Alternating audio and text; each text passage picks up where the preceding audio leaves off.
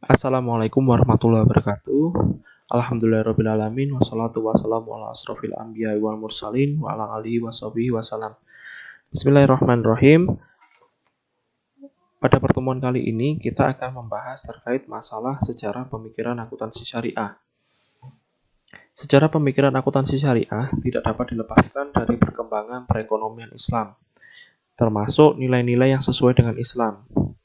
Sedangkan di sisi lain, akuntansi syariah sebagai cabang dari ilmu akuntansi yang merupakan ilmu pengetahuan tentu harus melampaui proses dan tahapan tertentu.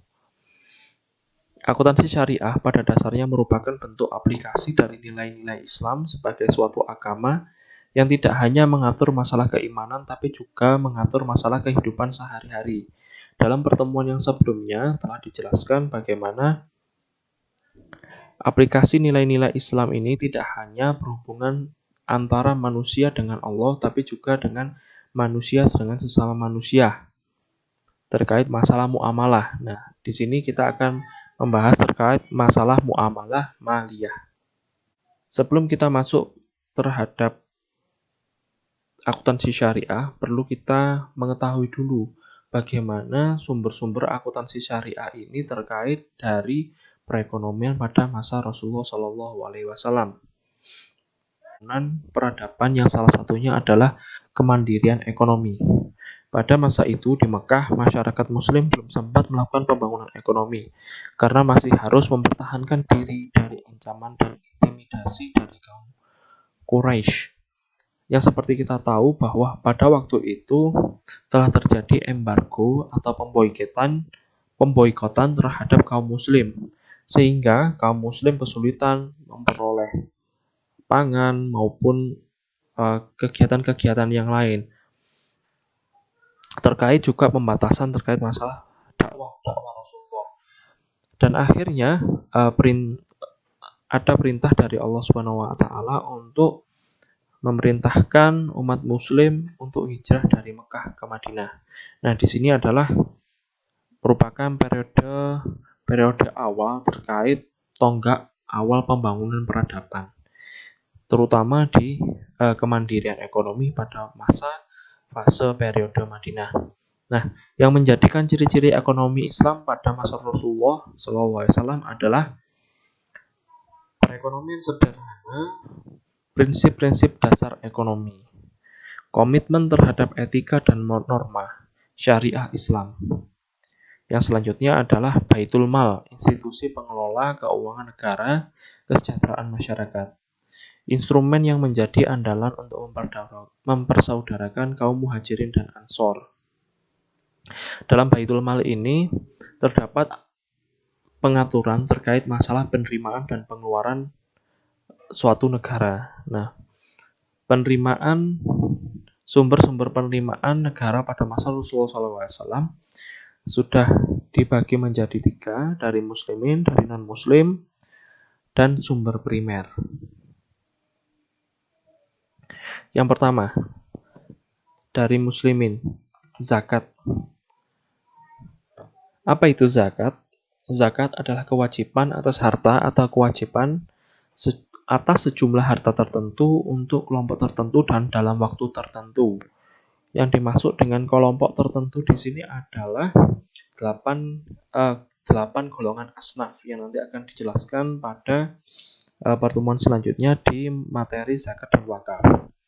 Dan terkait masalah waktu tertentu ini adalah haul dan juga jumlah tertentu adalah nisab.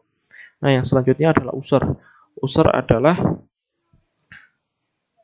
pungutan dari harta yang diperdagangkan ketika seseorang melintasi perbatasan suatu negara. Yang selanjutnya adalah zakat fitrah. Zakat fitrah adalah zakat wajib yang harus dikeluarkan sekali setahun, yaitu saat bulan Ramadan menjelang Idul Fitri. Nah, yang nomor 5 adalah wakaf. Wakaf adalah penahanan hak milik atas materi benda untuk tujuan menyedekahkan manfaat atau faedahnya. Nah, wakaf ini nanti kita akan jelaskan juga di materi zakat dan wakaf, berawal dari harta rampasan perang di Khaybar, bagaimana Umar bin Khattab, harta rampasan perang di Khaybar tersebut adalah tanah. Nah, tanah ini diperintahkan oleh Umar bin Khattab kepada masyarakat di Khaybar untuk dikelola. Nah, akhirnya hasil dari pengelolaan ini dimasukkan ke dalam Baitul Mal. Salah satunya adalah sumber penerimaan negara. Nah, itu adalah salah satu manfaat dari wakaf. Nah, yang selanjutnya nomor 6 adalah amwal fadilah. Amwal fadilah adalah harta kaum muslimin yang meninggal tanpa ahli waris atau muslim yang meninggalkan negerinya. Selanjutnya adalah nawaib, pungutan yang cukup besar yang dibebankan kepada muslim yang kaya. Nawaib ini ada dalam rangka menutupi pengeluaran negara selama masa darurat, dan ini pernah terjadi pada perang Tabuk. Sedekah lain ini contohnya seperti infak, sedekah. Nah, itu merupakan bentuk dari sedekah lain. Yang selanjutnya adalah khums. Khums adalah 1/5 bagian yang diambil dari ghanimah. Nah, ghanimah ini apa? Nanti akan dijelaskan di sumber primer. Nah, yang dari non-muslim adalah ada jizyah, kharaj, dan usr. Jizyah adalah kewajiban yang dibebankan kepada penduduk non-muslim yang tinggal di negara Islam sebagai pengganti biaya perlindungan atas hidup, properti, dan kebebasan untuk menjalankan agama mereka. Yang kedua adalah kharaj. Kharaj adalah hak kaum muslim atas tanah yang ditaklukkan dari orang kafir, baik melalui peperangan maupun jalan damai. Nah, yang dari sumber primer ada ghanimah, fa'i, uang tebusan pinjaman dari kaum muslimin. Yang kelima adalah hadiah dari pemimpin atau pemerintah lain. Ghanimah adalah segala sesuatu yang dikuasai oleh kaum muslim dari harta orang kafir melalui peperangan.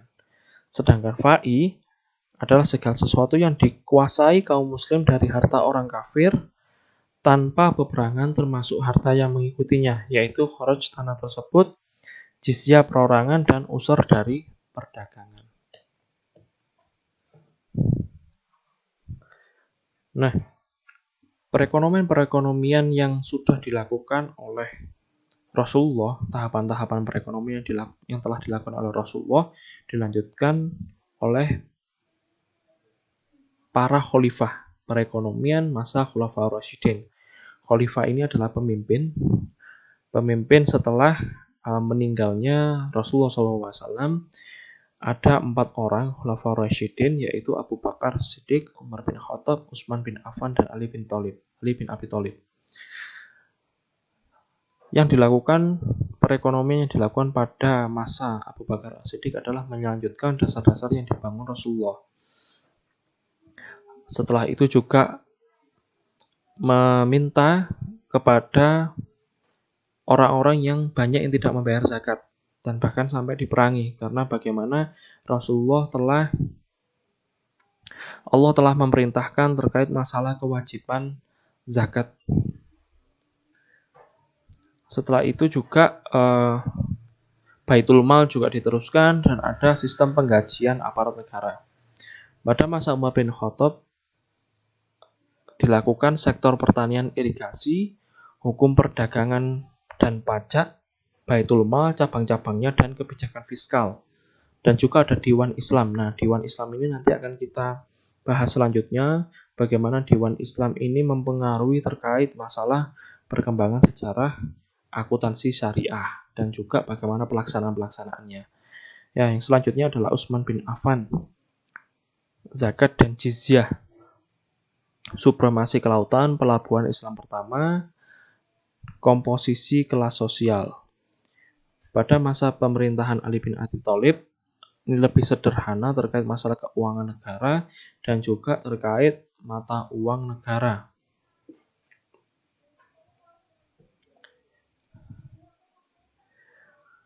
Nah, ini juga dari pemikir-pemikir, dari ilmuwan-ilmuwan Islam. Nah, di sini ada salah satunya dari keempat mazhab, yaitu dari Imam Abu Hanifah.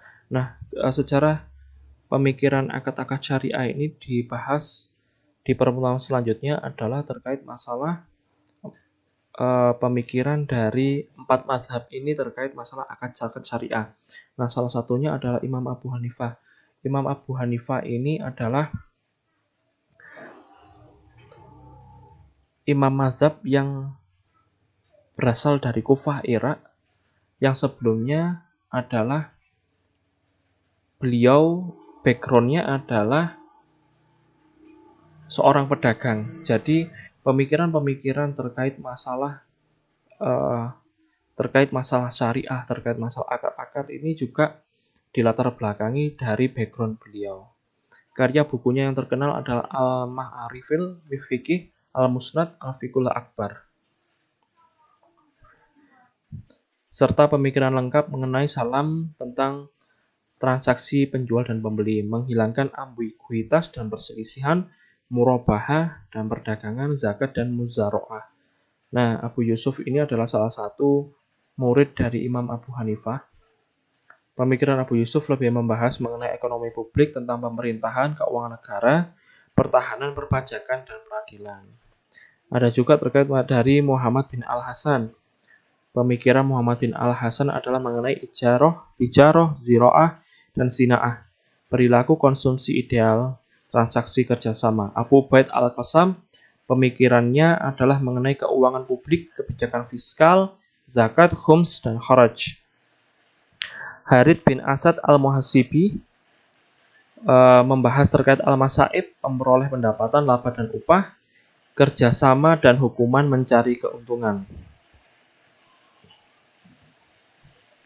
Nah, setelah kita tahu bagaimana awal-awal perekonomian Islam dan bagaimana peran-peran ilmuwan Islam, para pemikir-pemikir Islam terkait masalah ekonomi yang dilakukan pada masa awal-awal perkembangan Islam, selanjutnya kita masuk dalam akuntansi syariah. Nah, peran akuntansi dalam Islam merupakan alat untuk melaksanakan perintah Allah Subhanahu wa Ta'ala yang sebagaimana termaktub dalam surat Al-Baqarah ayat 282, yaitu untuk melakukan pencatatan dan dalam melakukan transaksi usaha. Implikasi lebih jauh adalah keperluan terhadap suatu sistem pencatatan tentang hak dan kewajiban, pelaporan yang terpadu dan komprehensif. Islam memandang akuntansi tidak sekedar ilmu yang bebas nilai untuk melakukan pencatatan dan pelaporan saja, tetapi juga sebagai alat untuk menjalankan nilai-nilai Islam atau Islamic values sesuai dengan ketentuan syariah. Nah, sejarah akuntansi mungkin di awal-awal semester dulu sudah pernah dijelaskan terkait sejarah akuntansi. Di sini akan saya ulang sedikit saja terkait masalah sejarah akuntansi. Akuntansi merupakan salah satu profesi tertua yang di dunia. Dari zaman prasejarah, keluarga memiliki perhitungan sendiri untuk mencatat makanan, pakaian, dan apa yang harus mereka persiapkan dan mereka yang gunakan pada saat musim dingin. Ketika masyarakat mulai mengenal adanya perdagangan, maka pada saat yang sama mereka telah mengenal konsep nilai value dan mulai mengenal sistem moneter. Bukti tentang pencatatan bookkeeping tersebut dapat ditemukan dari mulai kerajaan Babilonia sekitar tahun 4500 sebelum Masehi, Fir'aun Mesir dan kode-kode Hammurabi sekitar tahun 2250 sebelum Masehi, sebagaimana ditemukan adanya kepingan pencatatan akuntansi di Ebla, Syria Utara.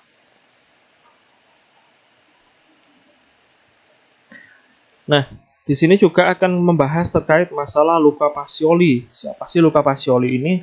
Luca Pacioli ini kita mengenalnya sebagai bapak akuntansi modern. Pacioli seorang ilmuwan dan pengajar di beberapa universitas yang lahir di Tuscany, Italia pada tahun 1445. Merupakan orang yang dianggap menemukan persamaan akuntansi untuk pertama kali pada tahun 1494 dengan bukunya Summa de Arithmetica Geometrica et Proportionalita. A Review of Arithmetic Geometry and Proportions.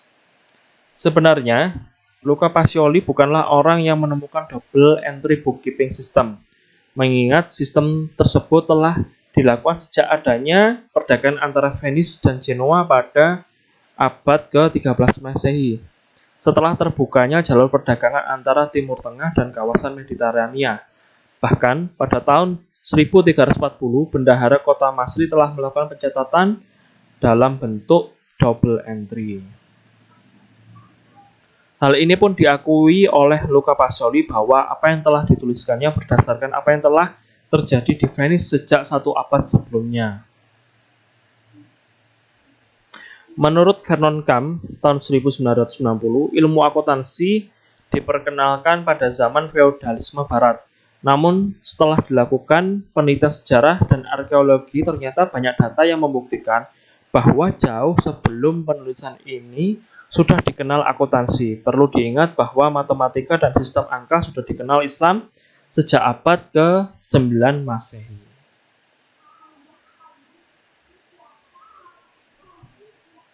Nah, dalam buku Accounting Theory, Vernon Camp menulis bahwa menurut sejarahnya, kita mengetahui bahwa sistem pembukuan double entry muncul di Italia pada abad ke-13. Itulah catatan paling tua yang kita miliki mengenai sistem akuntansi double entry sejak akhir abad ke-13 itu. Namun, adalah mungkin sistem double entry sudah ada sebelumnya. Nah, ini yang perlu digarisbawahi bahwa double entry ini sudah ada sebelumnya, sebelum Luca Pacioli mengenalkan terkait masalah double entry bookkeeping system. Hendrickson juga dalam buku Accounting Theory menulis terkait the introduction of Arabic numerical greatly facilitated of the growth of the accounting. Penemuan angka Arab sangat membantu perkembangan akuntansi. Kutipan dalam buku Accounting Theory ini menandai anggapan bahwa sumbangan Islam terhadap perkembangan disiplin akuntansi sangat besar. Dapat kita catat bahwa penggunaan angka-angka Arab mempunyai andil besar dalam perkembangan ilmu akuntansi. Artinya, besar kemungkinan bahwa dalam peradaban Islam sudah ada metode pencatatan akuntansi. Bahkan mungkin mereka yang memulainya. Bangsa Arab pada waktu itu sudah memiliki administrasi yang cukup maju. Praktik pembukuan telah menggunakan buku besar umum, jurnal umum, buku kas, laporan periodik, dan penutupan buku. Apa yang dilakukan oleh Luca Pacioli memiliki kemiripan dengan apa yang telah disusun oleh pemikir Muslim pada abad ke-8 sampai 10 Masehi.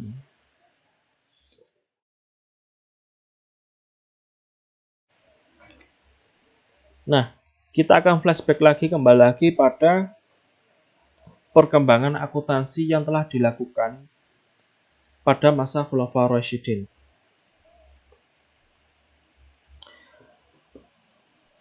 Pendeklarasian negara Islam di Madinah tahun 622 Masehi atau bertepatan pada tahun 1 Hijriah didasari oleh konsep bahwa seluruh muslim adalah bersaudara tanpa memandang ras, suku, warna kulit, dan golongan. Sehingga seluruh kegiatan kenegaraan dilakukan secara bersama-sama dan gotong royong di kalangan para muslimin. Hal ini dimungkinkan karena negara yang baru saja berdiri tersebut hampir tidak memiliki pemasukan ataupun pengeluaran. Muhammad Rasulullah SAW bertindak sebagai seorang kepala negara yang juga merangkap sebagai ketua Mahkamah Agung, mufti besar, dan panglima perang tertinggi juga penanggung jawab administrasi negara. Bentuk sekretariat negara yang masih sangat sederhana dan baru didirikan pada akhir tahun 6 Hijriah. Pada pemerintahan Abu Bakar, pengelolaan Baitul Mal masih sangat sederhana, di mana penerimaan dan pengeluaran dilakukan secara seimbang sehingga hampir tidak pernah ada sisa. Perubahan sistem administrasi selanjutnya dilakukan secara cukup signifikan dilakukan di era pada kepemimpinan Khalifah Umar bin Khattab. dengan memperkenalkan istilah diwan oleh Sa'ad bin Abi Waqqas pada tahun 636 Masehi. Asal kata diwan dari bahasa Arab yang merupakan bentuk kata benda dari kata dawana yang berarti penulisan. Diwan dapat diartikan sebagai tempat di mana pelaksana duduk, bekerja, dan di mana akuntansi dicatat dan disimpan. Diwan ini berfungsi untuk mengurusi pembayaran gaji.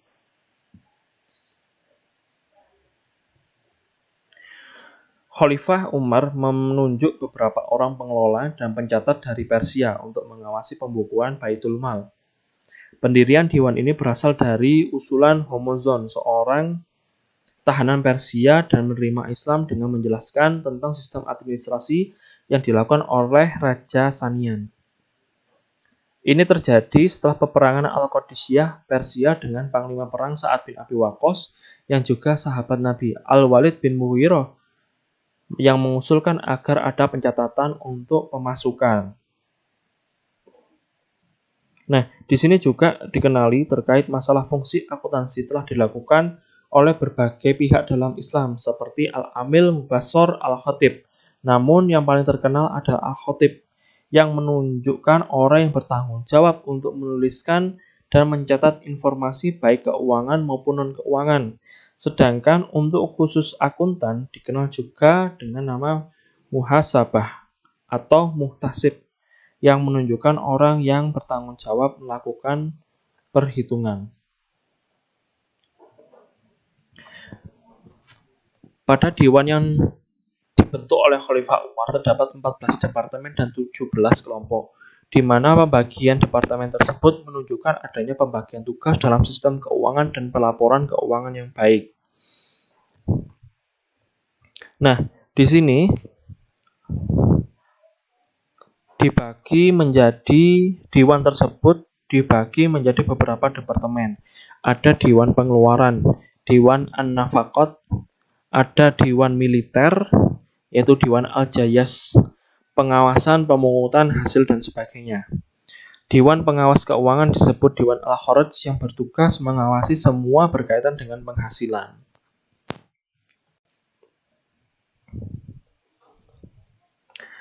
Nah, selanjutnya kita akan masuk dalam prosedur akuntansi dalam negara Islam yang telah dilakukan pada masa Rasulullah, pada masa Khalifah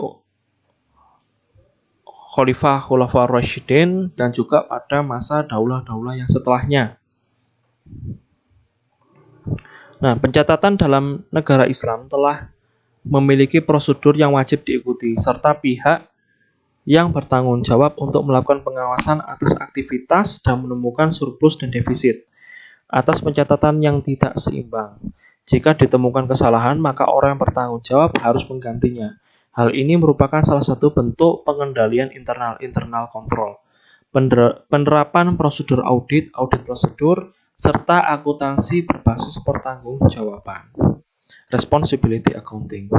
Bahkan pengendalian intern yang paling penting adalah pengendalian diri sendiri, self-control, di mana Allah mengetahui seluruh pikiran dan perbuatan semua makhluknya. Nah, yang di pembahasan yang sebelumnya bahwa kita beribadah ataupun kita melakukan kegiatan itu seakan-akan kita diawasi oleh Allah Subhanahu wa taala. Nah, di sini akan menunjukkan bagaimana self control kita, pengendalian diri kita agar bisa lebih baik dan tidak melakukan tindakan kecurangan. Dan ini juga yang disebut dengan ihsan di pertemuan pertama. Nah, prosedur-prosedur tersebut dalam negara Islam ada beberapa prosedur yang dilakukan, yaitu yang pertama adalah transaksi harus dicatat setelah terjadi. Yang kedua, transaksi harus dikelompokkan berdasarkan jenisnya nature. Semua transaksi yang sejenis dan sama harus dikelompokkan dengan pengelompokan yang sama. Butir 1 dan 2 di atas menjelaskan adanya pencatatan dan penggolongan serta adanya periodisasi. Khususnya zakat dikenal dengan az-zaul, ashul, dan pengelompokan piutang. Yang selanjutnya adalah penerimaan akan dicatat di sebelah kanan dan pengeluaran dicatat di sebelah kiri. Sumber-sumber penerimaan harus dijelaskan dan dicatat. Nomor 4, pembayaran harus dicatat dan diberikan penjelasan memadai di sisi kiri halaman. Butir 3 dan 4 di atas memberikan penjelasan awal dari debit dan kredit. Karena catatan dari Yunani dan Persia melakukannya dengan pengelompokan penerimaan dan pengeluaran bukan istilah kanan dan kiri. Nomor 5, pencatatan transaksi harus dilakukan dengan dan dijelaskan secara hati-hati. Nomor 6, tidak diberikan jarak penulisan di sisi sebelah kiri dan harus diberi garis penutup. Garis ini disebut dengan at-tarkin. Hal ini dilakukan untuk menutup celah-celah adanya penambahan tulisan angka yang merupakan satu kegiatan bentuk kecurangan, sehingga apa yang dicatat dan ditulis itu adalah benar-benar yang telah dilaksanakan. Yang nomor 7, koreksi atas transaksi yang telah dicatat tidak boleh dengan cara menghapus atau menulis ulang. Jika al-khatib melakukan kesalahan, maka harus mengganti. Yang selanjutnya, jika akun telah ditutup, maka akan diberi tanda tentang hal tersebut. Nomor 9.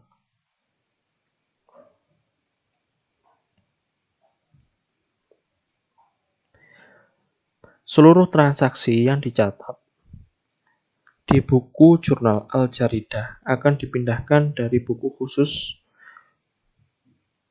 berdasarkan pengelompokan transaksi. Nomor 10, orang yang melakukan pencatatan untuk pengelompokan berbeda dengan orang yang melakukan pencatatan harian.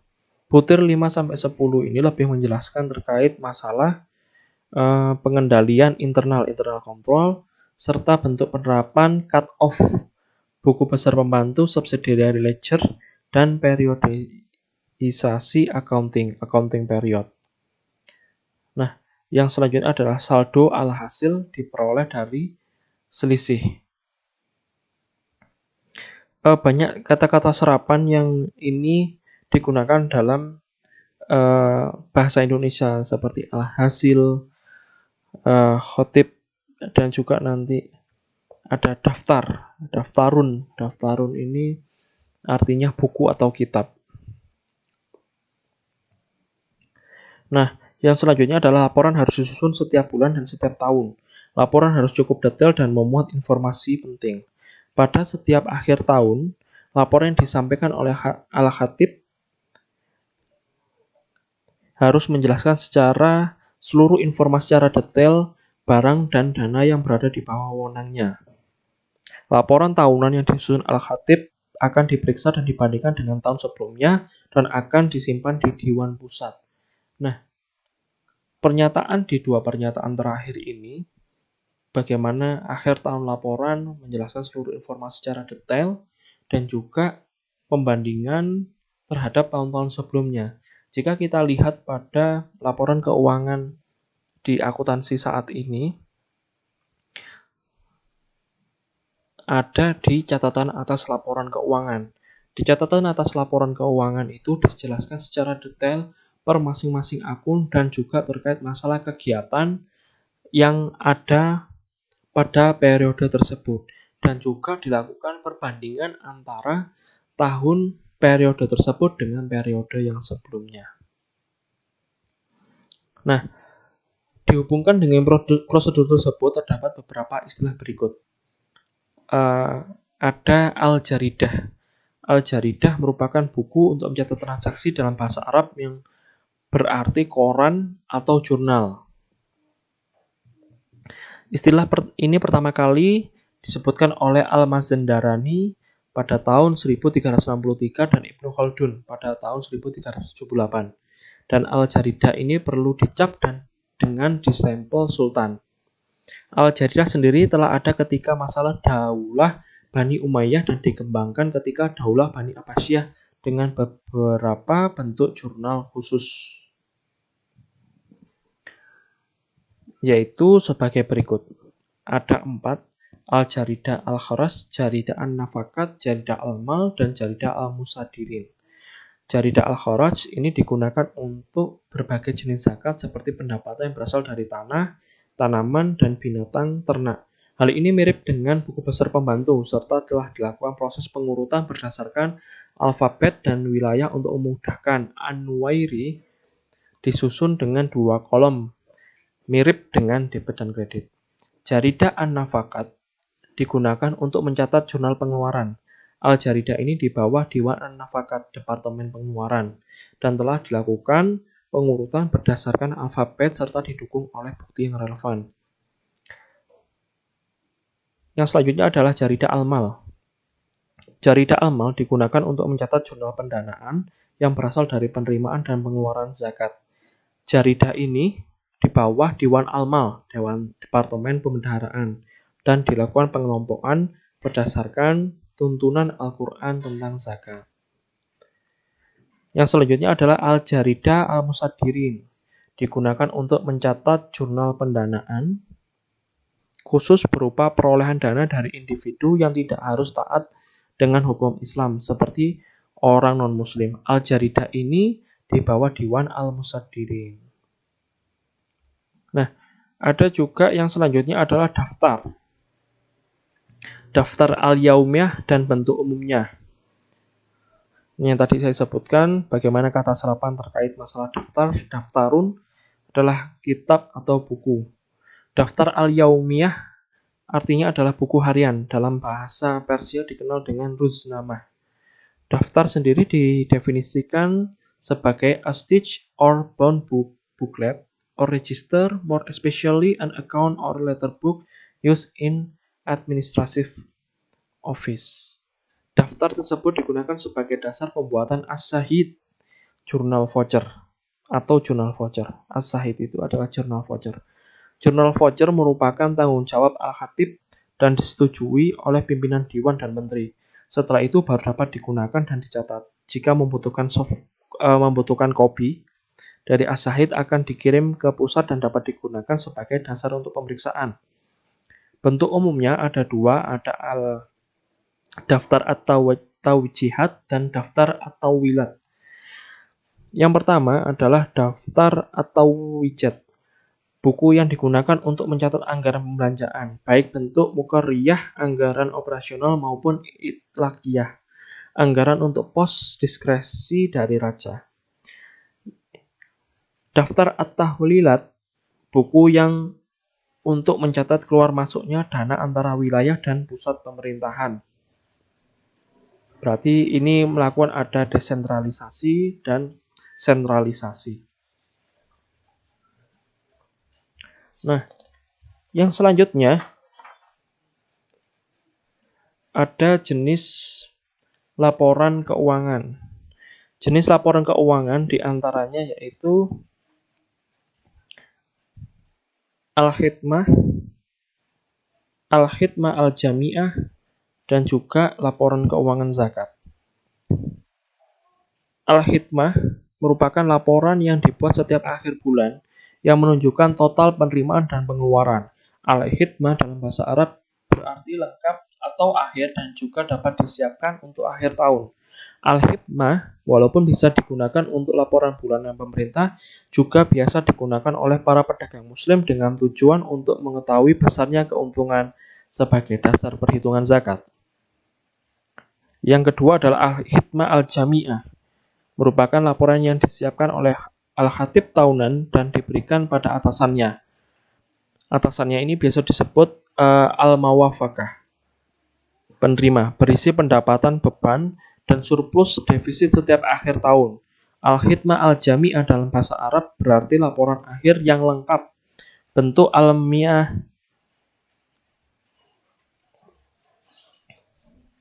Yang selanjutnya adalah bentuk perhitungan dan laporan zakat. Bentuk perhitungan dan laporan zakat akan dikelompokkan pada laporan keuangan terbagi dalam 3 kelompok.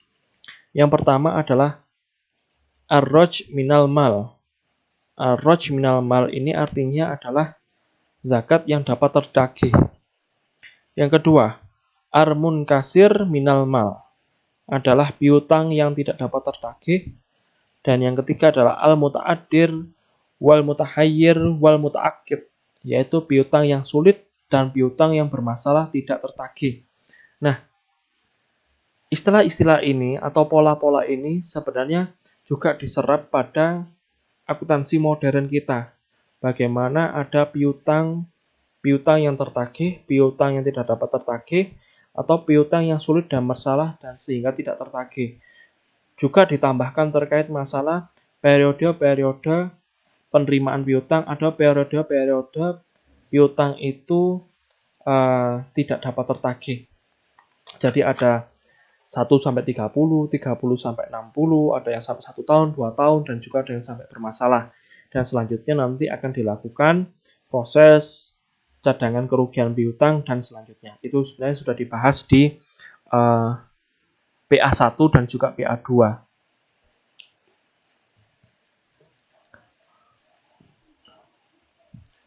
Nah, sebenarnya ini adalah konklusi terkait masalah sejarah pemikiran akuntansi syariah yang ada, bahwa hubungan akuntansi modern dan akuntansi Islam, akuntansi syariah, adalah terkait masalah perkembangan ilmu pengetahuan termasuk sistem pencatatan pada zaman dinasti Abbasiyah yang sebelumnya telah saya jelaskan bagaimana pencatatan-pencatatan ini sudah telah dilakukan secara rapi, sistematis, dan juga banyak beberapa hal yang sudah diserap kepada akuntansi zaman modern saat ini. Bagaimana pencatatan pada zaman dinasti Abbasiyah pada tahun 750 sampai 1258 Masehi sudah sedemikian maju. Sementara pada kurun waktu yang bersamaan, Eropa masih berada dalam periode The Dark Age, zaman kegelapan. Dari sini kita dapat melihat hubungan antara Luca Pacioli dan akuntansi Islam. Nah, pada tahun 1429 Masehi, angka Arab dilarang untuk digunakan oleh pemerintah Italia. Luca Pacioli selalu tertarik untuk belajar tentang hal tersebut serta belajar dari Alberti, seorang ahli matematika yang belajar dari pemikir Arab dan selalu menjadikan karya Pisa sebagai rujukan. Tahun 1484 Masehi, Pacioli pergi dan bertemu dengan temannya Onofrio Dini Florence, seorang pedagang yang suka bepergian ke Afrika Utara dan Konstantinopel, sehingga diduga mendapat ide tentang double MT tersebut dari temannya.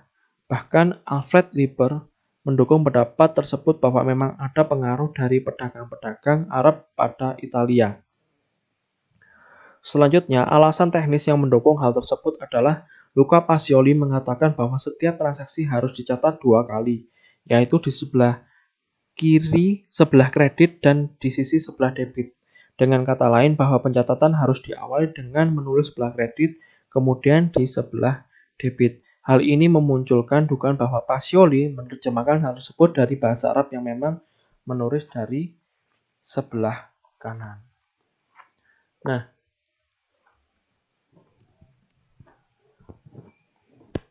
hal ini telah menjelaskan bahwa terkait masalah awal-awal perkembangan akuntansi syariah, mulai dari perekonomian pada masa Rasulullah sampai dengan saat ini, bagaimana serapan-serapan yang dilakukan oleh ilmuwan-ilmuwan barat telah diserap dari pemikir-pemikir, dari sejarawan-sejarawan maupun dari ilmuwan-ilmuwan muslim yang telah melakukan proses akuntansi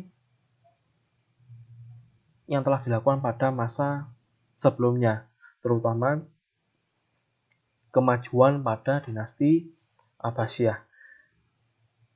Baik, menurut saya itu saja yang bisa saya sampaikan. Ada kurang dan lebihnya mohon maaf. Wabillahi taufiq wal hidayah. Wassalamualaikum warahmatullahi wabarakatuh. Jazakallahu khairan. Semoga Allah membalaskan kebaikanmu. Terima kasih.